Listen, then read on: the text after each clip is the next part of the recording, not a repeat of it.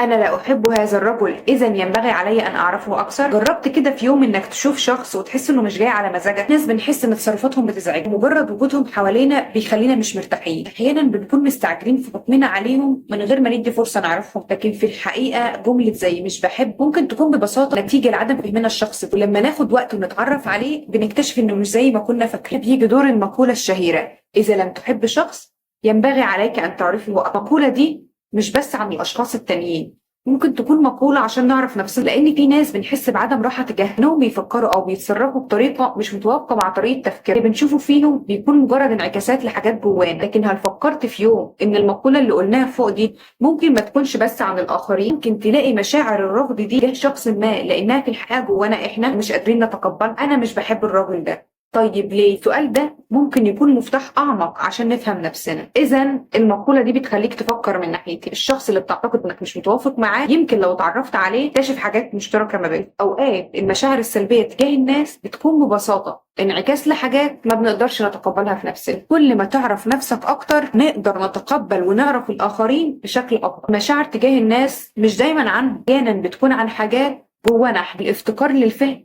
قد يكون السبب الحقيقي وراء رفضنا للآخرين. ودي كانت ابسط 16 من كلمة وراها حكاية. خطوة جديدة، درس جديد، واحنا دايما مع بعض في رحلة المعرفة.